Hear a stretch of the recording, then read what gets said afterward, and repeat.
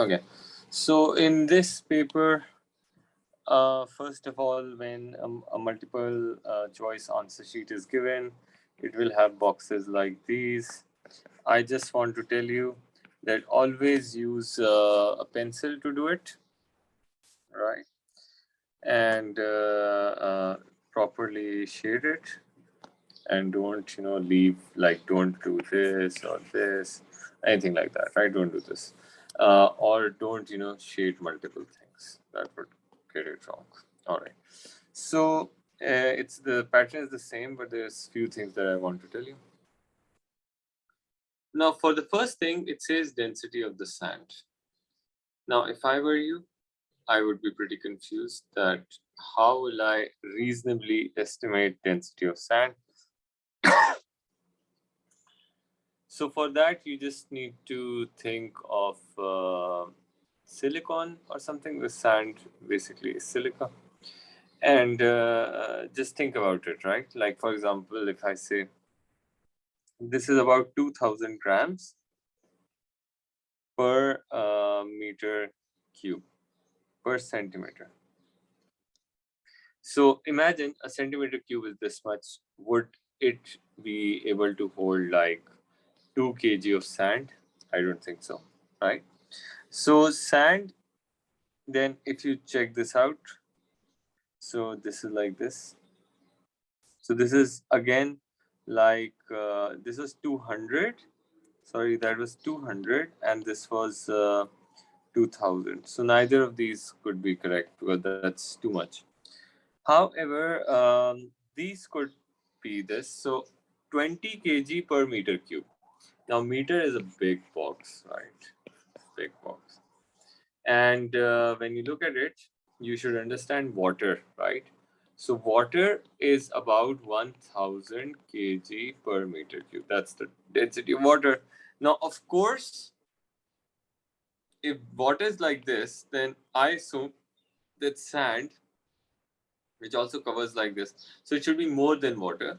So this could not be the right answer, either these. So only D makes sense because it is close. It's much, double of water, which makes sense. It is something, solid, but it is very fine. So we can pick this, right? Like this. So you have to think about it in a bit and always cross out the things which you don't think. So remember, I have written this and in the notes, so you check it out and remember that you can always compare density with water density. You will learn. Also, if you don't know, I've been telling you this that density of a mercury, which is a metal, right? Although it's liquid, but it's metal, so it is 13,600 kg per meter cube. So keep these two in mind, so you can actually estimate other things. Now, which physical quantity could have the units of Newton second square meter minus 1? So now you can actually check this. This is pretty simple. So for acceleration, you can use force over mass, right, which is Newton per kg. So I don't think so. This could be acceleration. Then force is again ma, so kg meters per second square. So that could also be not the option. Mass. Okay, we could think about mass. Now, because F is equal to ma, so mass would be force over acceleration. Now, force is newtons, fine, and acceleration is meters per second square. Okay, so second will go on top, so it will be newton, second square, and meter. And meter will go on top, so it will be meter minus 1, which means that this is the answer. Momentum is mass times velocity, so it would be kg, meters per second, or momentum is Newton second as well. So it could be like that. Now, if you do not understand something, please let me know.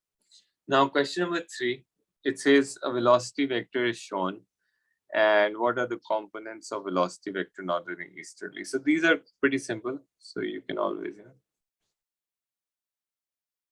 draw two vectors. Now this is the resultant one, so 75. If the angle is touching the original one and one of the components, that component will be cos of that. And this will be 75 sine of 30. All right, so let me take out the calculator. Nope. So 75, please do remember your calculator should not be in radians. So that's 64, 65 almost. So these two could be correct. And then 75 sine of 30.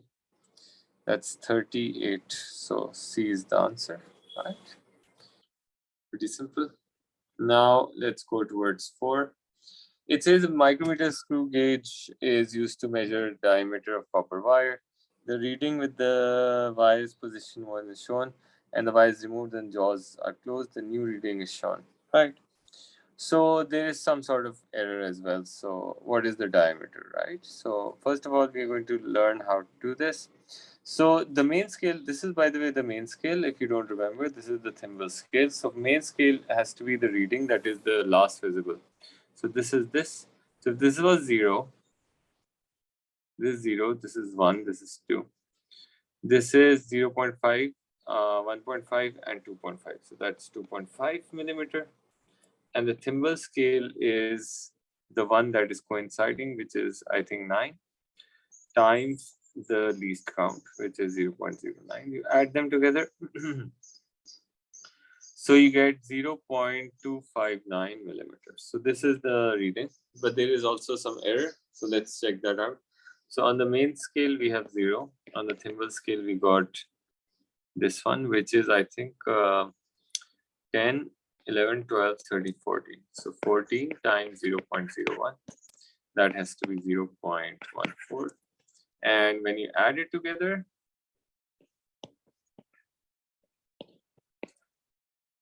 okay, so now, sorry, this was the error, that is the reading. So basically to find the actual value, right, you always have to, the actual reading is always taken out when you subtract error from, subtract the value and error like this, right? So the value you got was 2.59 minus 0.14. I think it should be 5, 4, 2.45. So B should be the answer, right? So do remember that. If this was a negative error, then automatically, according to this formula, it will be added up. So you just need to use this formula. All right. Now, then a student measures the current and potential difference for a resistor in the circuit. Fine. So you have the current value, you have the potential difference. The measurement are used to calculate the resistance of the resistor. What percentage uncertainty is calculated in resistance? Now, resistance is voltage over current. We already know this, right? So you need to find the percentage uncertainty. So what you do? So uncertainty in resistance over resistance is equal to uncertainty in voltage over voltage plus uncertainty in current over current, like this, right? Now the voltage is 0.1 is the uncertainty and the value is 500.0 plus the current is 0.01 divided by 50.00. So the fractional uncertainty, we're going to just add them together. So let me take it here.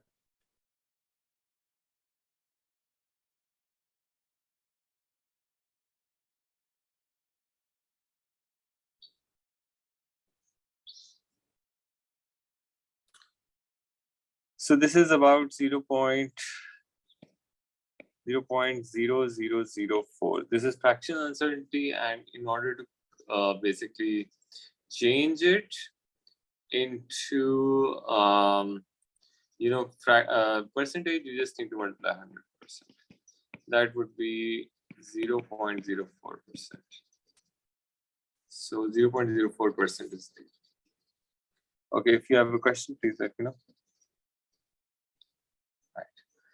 Now going to the next question, it says 4 cars ABC move from rest in a straight line. 2 cars take the same time to accelerate to velocity this. their velocity graphs are shown. Which car reaches at velocity 2 in the shortest distance? Okay, so this is velocity time, and as you can see, distance is area under the graph. So the shortest distance would be this much. That is the smallest area, so it has to be d. Pretty simple, I guess. Now let's go here. A cannon fires a cannonball with initial speed. Which equation is correct to maximum height reached? So maximum height is the vertical component. So I told you for vertical, you got to use SUVAT. Now we're going to take two components here. V cos of alpha, V sine of alpha. How do I know this is cos? Because the angle is next to this vector. So displacement is h. This is V cos alpha. Final velocity at the maximum height is always 0. Acceleration, because it is going up, the acceleration has to be minus g, and the time is not known. Now, the best equation we can use is 2as equals to v square minus u square. So 2 times minus g times h equals to 0 square minus, this will be v cos, oh, sorry, it should be sine alpha. You have to take the vertical component. V sine alpha. Now what you do? This will be minus 2gh equals to, this is square by the way. So minus v square sine square alpha, minus and minus cancel out. So h will be v square sine square alpha divided by g and, oh, 2g. So this is the answer. Is it clear, everybody? Please check your work wherever you think you still do not understand this. Please let me know. Then it says a ball strikes horizontal surface momentum p, angle blah. The rebounds are the same magnitude momentum. The ball is in contact for this. What is the magnitude or a resultant force acting on the ball during the collision? So whenever this sort of question comes, I would recommend that you first make the components of each vector. Right.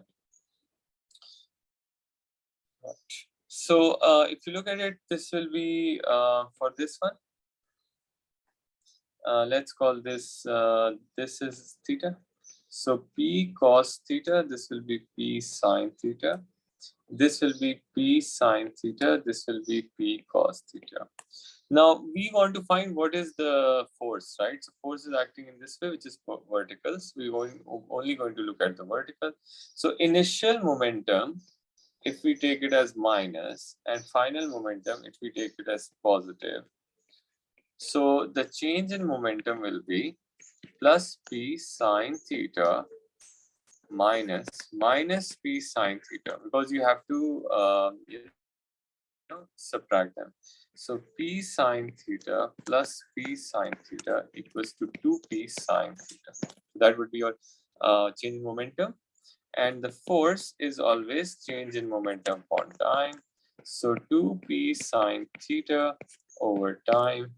So that would be, I think, D. All right, everybody, please, if you have a question, let me know. These are basic vectors. Now it says a skydiver who's falling vertically through air opens his parachute. Which row describes the velocity of skydiver immediately after he opens the parachute? So definitely, when somebody opens the parachute, so he's falling downwards, so his velocity is going to be down, can't be upwards, and the magnitude of velocity decreases because it causes deceleration. So it has to be A. Pretty simple. Now question 10. A stationary firework explodes into 4 fragments, which travel in different directions. Blah blah blah blah blah blah. Okay, what is the speed of fragment X? So we got to find this. All right, not too bad. Well, technically, they're all 90 degrees to each other, which means that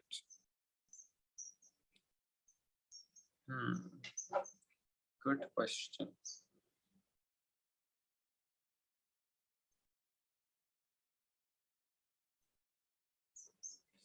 Okay, let me quickly once do it. 3000 divided by 50. Okay, that could be done. Well, there could be other methods, but what I believe is that because this vector and these vectors are exactly opposite, so momentum should always stay conserved. So it means that these vectors and this vector should be equal and opposite as well. So what I'm going to do is I'm going to write the momentum equation m1 u1 plus m2 u2 equals to m1 v1 plus m2 v2. Let's take it positive and this side negative. And initially there was no momentum because it was stationary. Afterwards, the mass was 300. Sorry, it was 10, and there was 300 velocity. And then the mass was 15 with minus 3. So it will go there. It will become 15 V equals to 3000, and V will be 3000 divided by 15. So 3000 by 15, I checked it already. It's 200. So that should be the answer. Now, a particle with mass moves in horizontal straight line through a uniform electric field in a vacuum. And okay, electric field unfortunately is gone. Now electric field is not in our course. We're going to skip this. Two parallel forces, each of magnitude F, act on the rod of length 5t. Which rod shows the position of two forces that will produce the largest torque? Largest torque, this is a torque of a couple question. Two forces should be acting in, first of all, opposite directions. So this cannot be the thing. Neither this could be the thing, right? That both are wrong.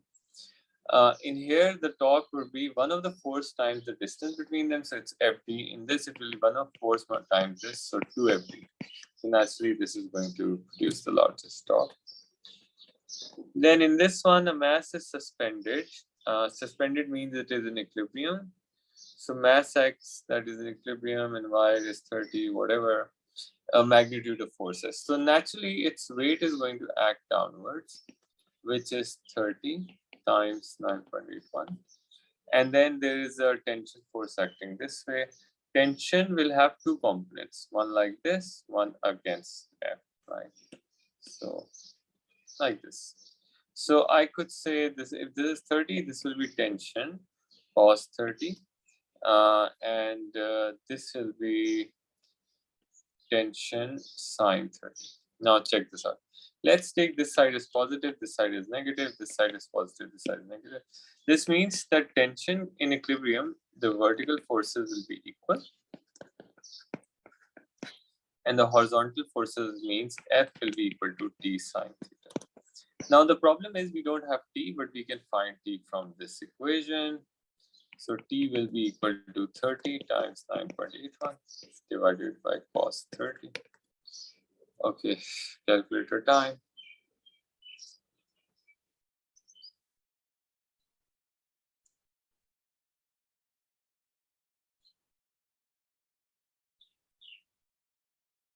That is 339.8. Okay, fine. And you put in F's equation. So 339.8 times sine of 30. Oopsie. Times sine of 30. That gives me 169. 169 is 170. So it should be this answer for sure. Now, please do let me know if you have questions. Sir, can you please explain the first part, the components part? Yes, why not? So what I did was I know that weight is here, right? Which is mg. Tension, it will be, tension is the pulling force, so it is pulling it up back, right? Now look at this. One component of tension vertical, one horizontal. This is 30. So if this is 30, this will be T cos 30. Why? Because remember, it's a must. The original vector, if the angle touches the original vector, and then one of the component, that component is cos, and the other component will be T sine 30. Right? Now you just need to compare vertical and horizontal forces. This was vertical, this was vertical, right? Equal and opposite. This was horizontal, this was horizontal, equal and opposite. Then I substituted it. Okay, I understood. Thank you.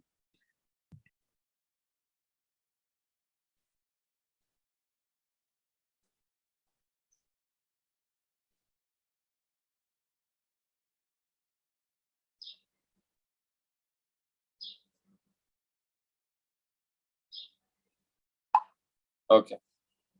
Now, going to the next question then. A balance is used to measure the mass m, the number of cylindrical rods of length. A balance is used to measure mass m of number of, okay. All metal rods have the same radius. Graph shows the variation of m and L. The gradient is G. Which expression gives the density of metal? Wow. So that's cool. So density has to be mass over volume, right? And all of them have the cross-sectional area, same radius. Same radius means that we can write volume as area times the length. How do I know this? Because this is cylindrical. This is the area, this is the length, right? So m and pi r square would be the area and length and rho. Okay, so what do we need? Now we need to rearrange it. We need to rearrange it in a way that m is should be on the y-axis, x on the x-axis. So let's take everything there. So rho L, okay, rho L equals to m. Now this is my y-axis, this is my gradient, and this is x. Because it is a straight line starting from origin, so it has to be y equals to mx. Y-axis m, x-axis L. So the gradient is rho this. Now we need to find density. So density will be G over pi r square. Has to be this one, 14. Right? Is it clear, everybody? Please let me know if you do not understand this. Okay, never mind. All right, we should have been done with half of this. Two blocks x and y on the horizontal surface. The mass of the block is greater than that of block x. The block y has a spring attached. Two blocks are pushed together, so the spring is compressed between the blocks is stationary. When released, the blocks move in opposite direction. Which statement is correct? All right. After release, the kinetic energy of block X must be equal to, that is not correct. Because their masses are different. After release, the sum of kinetic energy of blocks is equal to 0. That is correct, incorrect, because it is a scalar quantity. Total energy of spring and blocks immediately before is 0. That's incorrect. Because if the spring is compressed, it means there is energy stored. Total energy spring is equal to energy needed to bring the blocks together. That is correct. Because energy can neither be created nor be lost. All right. Now, question number 16. So there's a movable piston. The pressure, it says the cross-section area, cross-section diameter. Okay. The pressure of gas is when the piston initially at 30 and base. The gas is heated, causing the piston to move 35. The pressure, how much work is done? Right. Now, you guys might remember we have done this. Work is basically pressure times change in volume, right? So we got to find this change in volume. Now we have the diameter, and we need to find this unfortunate joules. So what you do? So the first volume, let's find volume 1 for 30. Pi r square h is the volume. So instead of pi r square, we can write pi d square by 4 in terms of diameter. So pi by 4, what is the diameter? 20. So 20 times 10 raised to power minus 2. I'm doing this because I want to convert into meters. D square, and the height is 0.30 because it is, I need to convert it, right? Now, let's do this. It's gonna take long, you know. So I'm gonna make, let's make the equation for the one as well. So this is going to be 20 times 10 raised to minus 2 whole square times 0.35. Okay, let's do this.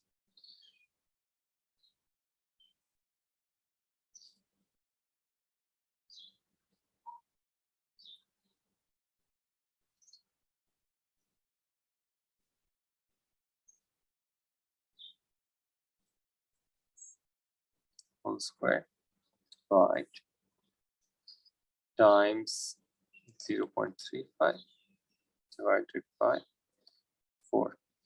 So this be 0.011, and that is, I just need to change this, 0.0094. So now I'm going to subtract these two.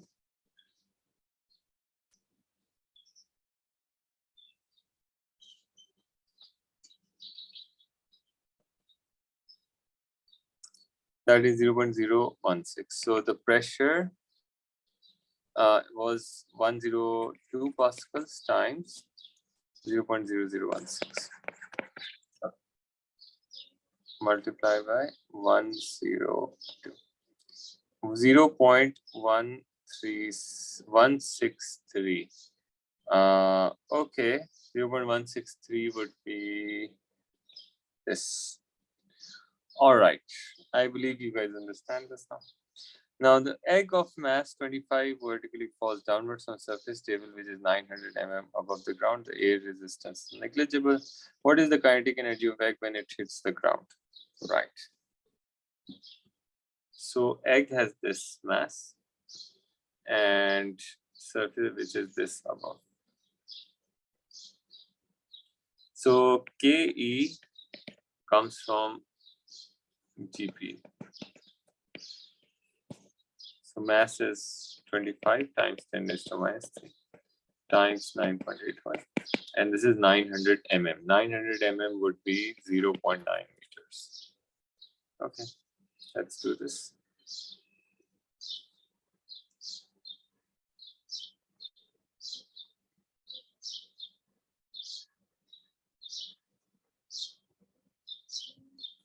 Uh, 0.22. So that should be this. This is pretty simple. Okay, now aircraft travels at constant speed. The horizontal flight, horizontal blah blah blah.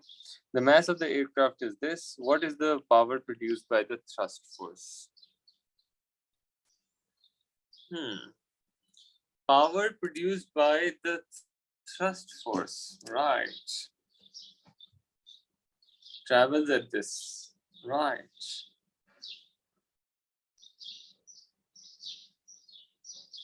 If it is moving at constant velocity, then I believe that whatever this force is, this should also be the same. Because then it is in equilibrium, right? And then power is force times velocity. So 240 times 90. Okay. 2400 times 90. Uh-oh. 216000. 216 is 2. So it has to be B, right? No other thing I can see. So very simple. Then which expression is equal to the stress on a wire. Stress is force over area. So has to be B. That's pretty simple. Wire is stretched by applying increasing values of F. For each value of force applied, the extension is recorded. A force extension graph is plotted from the data obtained. Which diagram about the area under the graph must be correct? Area under the graph. Which diagram area under the graph? It can be calculated by this. Okay, that's not true. Sometimes the graph is not linear. It is elastic potential energy stored in the sample. No, that's not true. Area under the graph is not always elastic potential energy. Work done in stretching the sample. That could be the answer actually. Why? Because elastic potential energy is only till the point till it stays elastic, like it can come back. So area under the graph is elastic potential, and the rest of it, if you calculate that, would be the work done. Now, a progressive radio wave vacuum is frequency. What is the phase difference between 2 points on the wave that are 50 centimeter apart from each other? Oh, right. Cool. सबसे पहले we are going to find the wavelength. So how do we find the wavelength? V is equal to f lambda. The speed of what is radio wave is this? Speed of light, 75 times 10 raised to 6 and lambda. So the lambda for this would be 3 into 10 raised to power 8 divided by 75 times 10 raised to power 6. That's 4. Lambda will be 4 meters, right? Now we can convert this into centimeters because 4 meters means 40 centimeters. 40 centimeters. Is that so? No, 400 centimeters. Okay. Now it says what is the phase difference. Now how do you find this?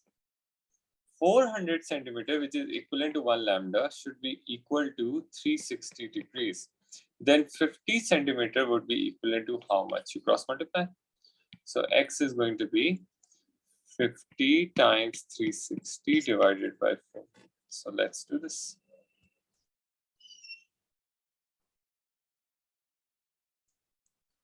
$45 degrees. So it has to be without a doubt. If you do not understand this, please let me know how I did this. Okay. Which statement is correct for longitudinal waves but not correct for transverse waves? Longitudinal wave but not correct. They can form stationary waves. What? Both can form stationary waves. They can only travel through a medium. Yes, that is correct. Longitudinal waves can only travel through a medium.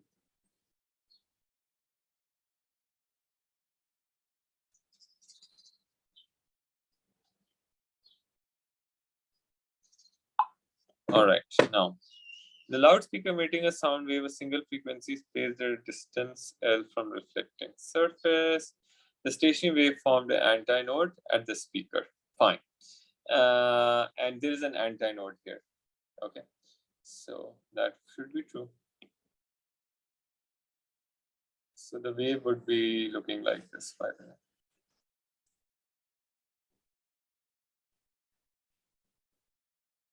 Okay, never mind.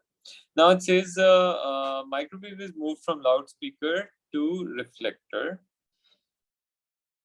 It detects 4 points where the sound intensity is minimum. Right. What is the wavelength of the sound wave? They have not shown anything else. Right, they have the length, right? Okay, fine.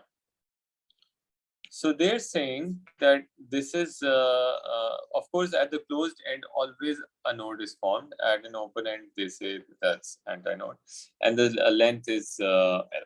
So it is a classic case of one open, one closed, right? And I told you the formula for this is, I want to find the wavelength, right? So wavelength is 4L over N, where N is equal to 1, 3, 5, 7. It's odd numbers, right? So it says between this to this, there are 3 points where are nodes. So it means there would be a node here. So it has detected 3 nodes. 1, 2, 3. Right. So what is the wavelength? So let me make a wave now.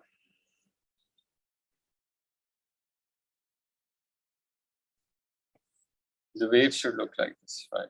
Okay, fine. Okay, so this is basically 1, 2, and third harmonic.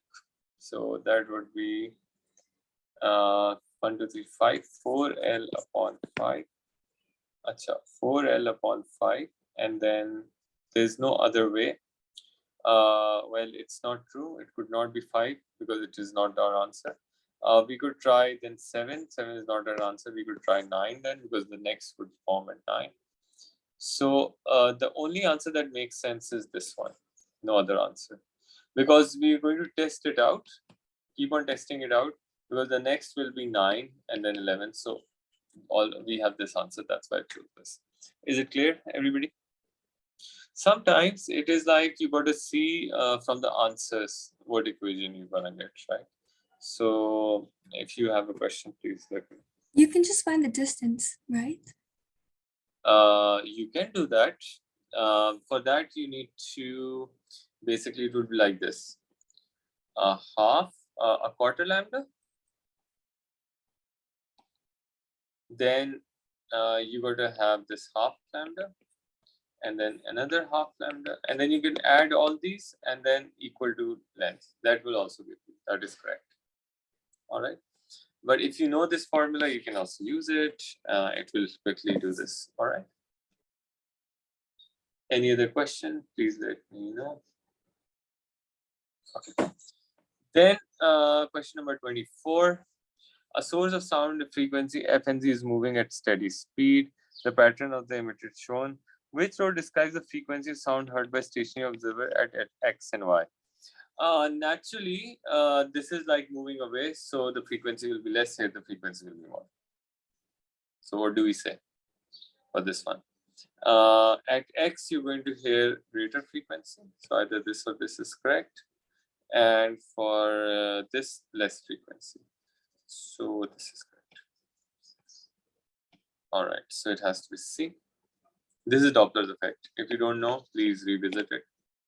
Then comes what is not possible value for wavelength of named electromagnetic wave when it is traveling in the vacuum. Now this is the same thing you got to remember. I told you this is estimation question. Well, you just need to look at these values. Don't look at the other ones.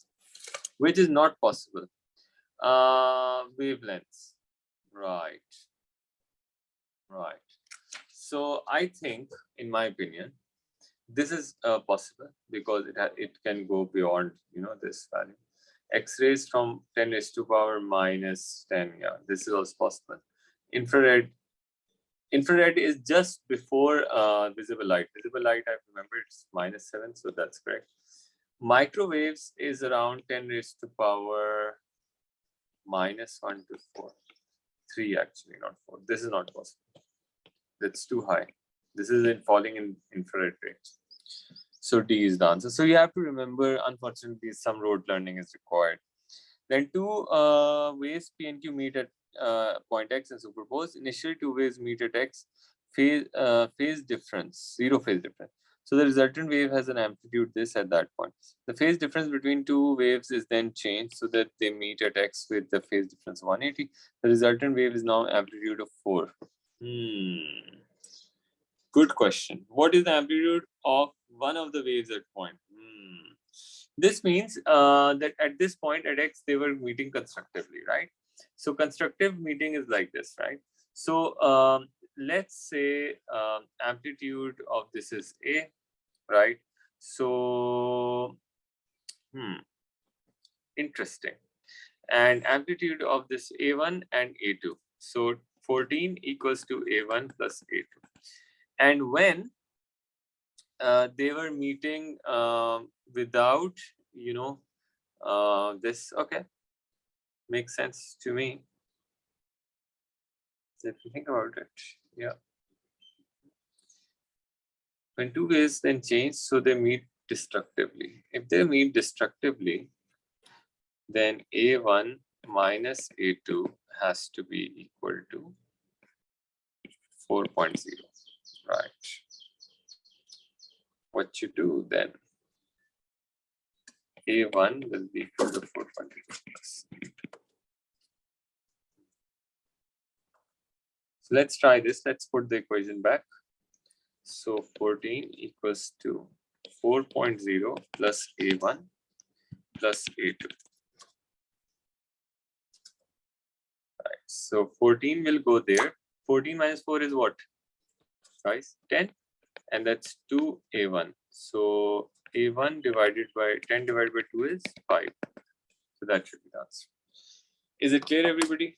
Any questions? This cannot be done without, doing this, otherwise it will go wrong.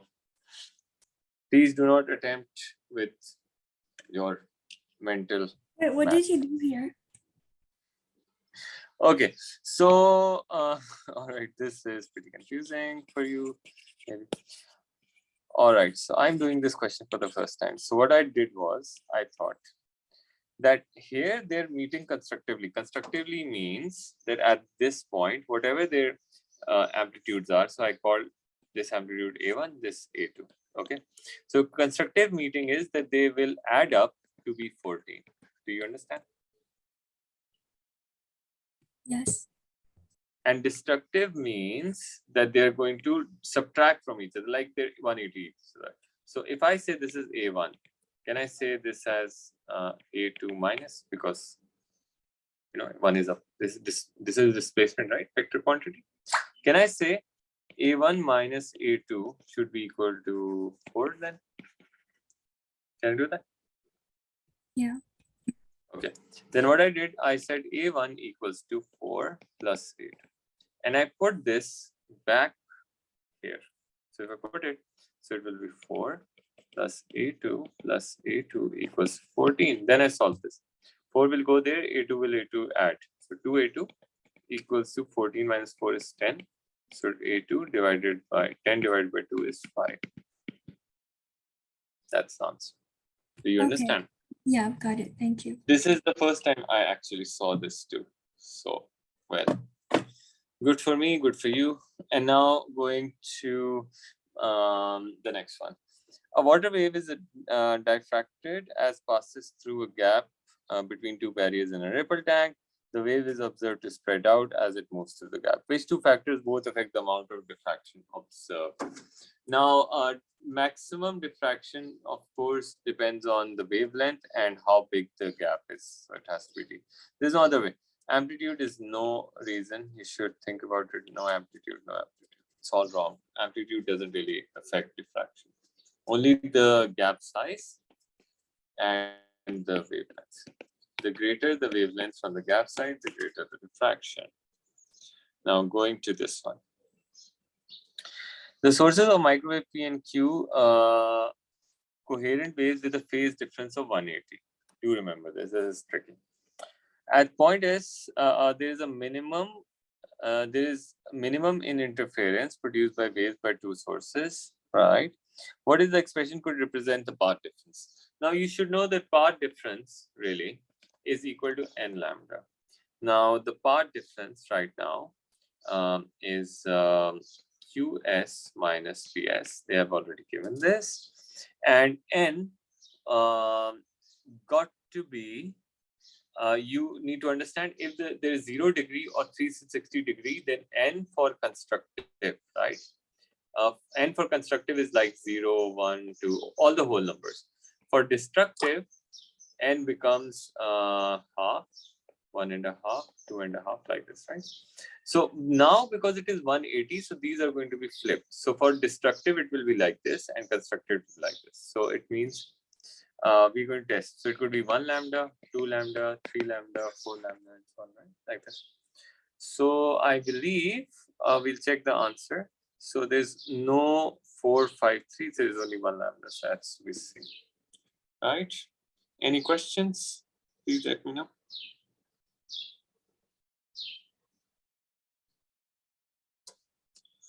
Now, The beam of laser light is this incident normal or diffraction grating. The moment you see diffraction grating, you should remember d sine theta equals to n lambda. And then it says the beam will now replace the beam of blue light, wavelength this. A replacement diffraction grating is used so the first order blue light appears at the same position as the first order this. How many lines are there in replacement diffraction grating? So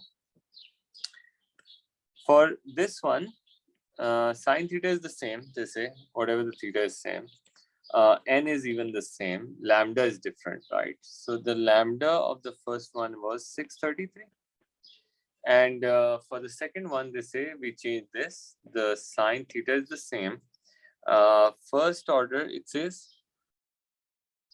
a replacement diffraction grating is used. So the first order of the blue light appears the same position. So N is the same, but the wavelength is like 445, right? So now we're going to compare them. So whenever a comparison thing comes, what you do? Divide them. So what you will get, d1 sine theta over d2 sine theta equals to n times 633 and n times 445. So n sine theta cancels out. And do we have d? Yes, we have n, sorry. So we need to find that. My God, wait. D equals to 1 upon n and d will be 1 upon 600. So we'll do this, hold on. So this is d1. So 1 upon 600 would give us 0.00, or I could just 6. Okay, I'll just write 1 upon 600. This is too tricky. So I'm going to write 1 upon 600 here divided by d2 equals to 633 and 445. Now what you do? Okay, so 1 upon d2 will be equal to 663,445 times 1 upon 600. And then you can find, like you can take the reciprocal. Oh, we just need number of lines. Okay, that's fine. We can find n2 directly. So let's do it like this. 633 divided by 445 multiplied by, why did I multiply 1 upon 600 there? I should have multiplied 600 there. Okay, multiply by 600. That comes out to be 85. What is this? 853. 853 something. So it's 850. That's correct. Is it clear, everybody? Do you want me to explain this again? How I did this? Sir, can you please explain it again? Okay. So what I did was, it said that, let me write it like for you in a better way. It said we have D1, which is equal to 1 upon 600, right? We have D2, which we need to find. N1 is N. Both have the same first order, right? So that's first. N2 is also first for both the waves, right? However, lambda 1 is 633 and lambda 2 is 445. And it also said that they have the same theta. So theta for them is the same, right? The same. So what I did, I made the first equation, d1 sine theta equals to n and lambda 1, right? And then I made the second equation, d2 sine theta equals to n lambda 2. And then whenever there's a ratio sort of thing, right? So divide them like this. Is it clear? Yes, sir. Thank you. What you do, this and this cancels out, this and this cancels out. So you get d1 over d2 equals to lambda 1 over lambda 2. So you just get a ratio. Now what you do, d1 was 1 upon 600. d2 was what I need to find. And basically I need to find n, which is 1 upon d2. So I need to find 1 upon d2, right? This is what I want to find. And this is 633 divided by 445. If you take it there, so 1 upon d2, which I need to find, is equal to 633,445 times 600. You get this, you get 853, which is this answer. Okay, should I go forward then? Yes, sir. Okay, this is not coming because electric field is gone. Electric field is gone. Now this is important. What does this N represent? N here is the charge electron density, basically. So number of charge carriers per unit area of the wire. No. Okay. Number of charge carriers per unit length. That's correct. Incorrect. Number of charge carriers in the wire. That's incorrect. Charge per unit volume. That is correct. So when I say electron density, so it means electrons per unit volume. So that's basically the definition. Which word equation must be correct? Power dissipated in R1 is equal to power dissipated in R2 and R3. All right, that is incorrect because they will have different current. Okay, then we are looking at power equals to I square R1, power equals to I2 square R2 plus R1, like this. Okay, so the power output of cell, power dissipated in R2 is power dissipated in R3. That is absolutely incorrect. You can never tell this. Power out of cell is power dissipated in R1, power dissipated in R2. That is correct because whatever cell gives, he's giving it is giving power to this, this, and this, of course, as a cell. So that is correct. Power output cell equals to power dissipated in R1. That is correct. Incorrect because what about these ones? That's wrong. Anyway, 34. It says what is the resistance of fixed resistor? Okay. So for 40 milliamperes, first we're going to check what is the voltage. So if this was 1.25, right? So this would be, can you please guess something? Somebody, I think, can we take 1.2 maybe or 1.15? I don't know. Let's take 1.2. Doesn't really matter. It will give us some value. So this is voltage across this. If this is 1.2 volts, what will this be? 6 minus 1.2. 6 minus 1.2 is basically, oh my God, 4.8. What is, we want the resistor. So V is equal to IR 4.8 divided by 40. Milli is 10 raised to minus 3 R. Let's do this. 4.8 divided by 40 divided by 10 raised to power minus 3. It comes out to be 120. Wow, that is amazing. We got the right answer.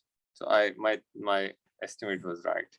Now the electrical cable concept, even if you had some different answers, they would be so much different. Like, so it will look closer to this, even if you would have taken 1.15. So that's fine. The electrical cable consists of 7 strands of copper wire, each diameter of this connected in parallel. Okay. 1, 2, 3, 4, 5, 6, 7. Okay. Resistivity of copper. So this is the cable looks from the front like this. And diameter of each is this. Okay. So 1, 2, 3, 4, 5, 6, 7. Right. And resistivity is this. The current of the cable is this. What is the potential difference between 2 points cabled one distance, 1 meter apart? Right. So this is the cable. Now, considering the situation, the area the total area that we are going to have is going to be, what do I do? I should remove this. Pi by 4 d squared. This is circular, I think, right? Yeah. So I'm going to write pi by 4. This is 0.30. So 0.30 times 10 raised to minus 3 square, because you have to convert it into meters. Okay. So shift pi divided by 4 multiply by 0.3 times 10 raised to power minus 3, and then you got this. Okay, and then I would also want to multiply this because there's 7 strands. So if I multiply 7, so 1, 2, 3, 4, 5, 6, 7. So it will be 4.95 times 10 raised to power minus 7 meter square would be the area. Fine. So you got the area total. And then what you're gonna do is you're gonna do R equals to rho L over A. Resistance, we don't need resistance, we need voltage. So resistance is voltage over current. We need voltage. So I'm just making it quick. You could also do that if you want to. If you want to do step by step, that's up to you. So resistivity is 1.72 times 10 raised to minus 8. And length is 1. And current is 13 divided by area we found out to be. Some calculators have functions to find area quite quickly. I don't know how to do that, but you can look at Google. That could save some time. But you don't need to do that, I think. Whenever you're applying BOD-mass, make sure you put brackets when there's a full division, the two numbers. So this is 0.45. And that is this. Okay. If you still have a question, please let me know. This was, I think, simple, not that bad. In this one, when switch S is open, the voltmeter reads this. When the switch S is closed, the variable resistor adjusted this. The voltmeter reads. What is the internal resistance? Fine. First of all, if the switch is open, the voltmeter reads this. It means that the EMF of this cell is exactly 1.5 because there's no current going, right? Then says the voltmeter now reads this when the switch is closed, right? Oh, so the voltmeter reads, we can find the current. V is equal to IR. Current would be, the voltmeter reads 0.75 and the resistance was 4. So the current is 0.1875, right? Now what you do, use the equation EMF equals to IR plus IR. So this is 1.5, this is 0.75, this is already given, so you don't need to find this. You need to find 0.1875 times small r. So what you do now, let's try here, 1.5 minus 0.75, right? Divided by 0.1875. It's 4.2. What? Yeah, simple. Well, I'm so dumb. This is me who's dumb, actually. It has to be 4. Why it has to be 4? Because if the total was 1.5, it was getting 0.75. So rest would be rest voltage would be here. It means it will share the same resistance. Oh my God. Examiner told me here. Now, 37.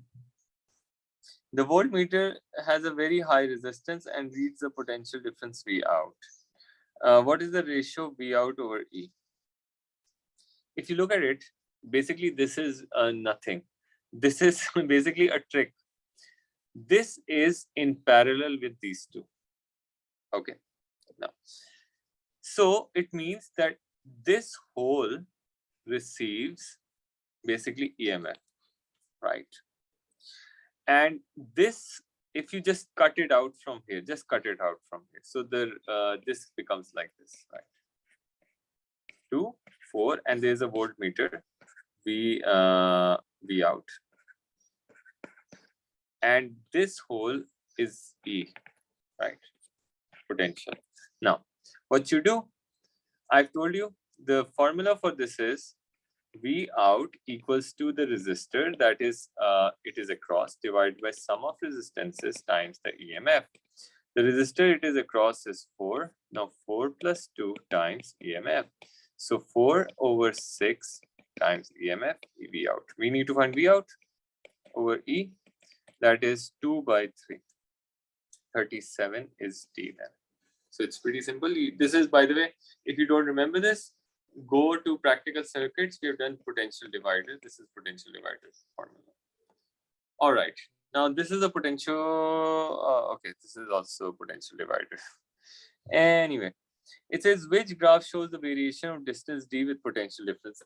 As the potential difference is increasing, you should remember that basically the length. Basically, we did this. We said if the potential, if this is the length, right? Say QR. So the potential QR. So I told you potential QR is directly proportional to length QR, and then you can find, whatever the length is this. Potential of QP should be equal to basically this T. So they're directly proportional actually. And the only thing I see directly proportional is A. So that's pretty simple, right? Now 39. This is from potentiometer.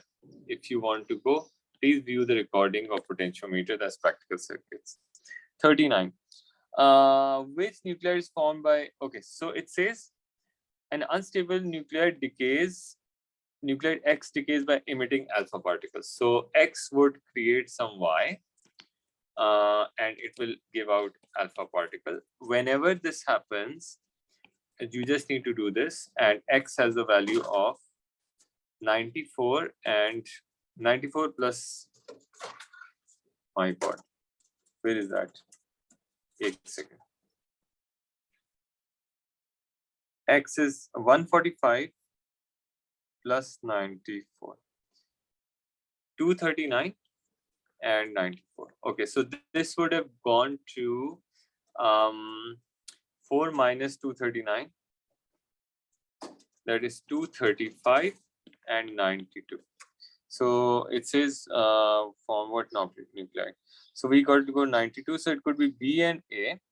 And now what you can do is you can subtract 235 minus 92. That is 143. So that has to be B. Pretty simple. And then finally, a nuclei of common isotope of hydrogen, helium, lithium, and beryllium is shown. Which nucleus contains equal number of up and down quarks? Whoa, that's cool. So hydrogen has only one proton, by the way, if you know. So up, and down. It has 2 protons, 2 neutrons. So up, down, down, up, down, down, up, down, down. Okay. Lithium has 3 protons and 4 neutrons. Okay, so I'm going to do it in a smart way.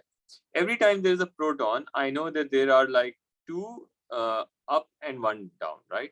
So 3 times 2 is 6 ups. 3 times 3 is 3 down. In this one, there is 2 down, and this 4 times 1 is 4 ups, and 4 times 2 is 8 downs, right? In this, so you can't draw this all like that. And what was here? 1, 2, 3, 4, 5, 6, 6 ups. 1, 2, 3, 4, 5, 6, 6 down. So it's an equal number. So ये तो directly हमारे पास आ ही गया है ना. I don't need to do anything, I think.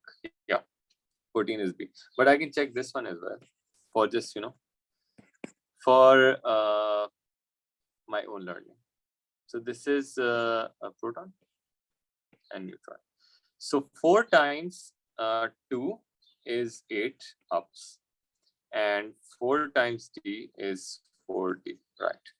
5 times U is 5 ups, and 5 times 2 is 10 Ds. So this is 8 plus 5, 30, 14. So that's correct. Only this B is correct. Any questions, please?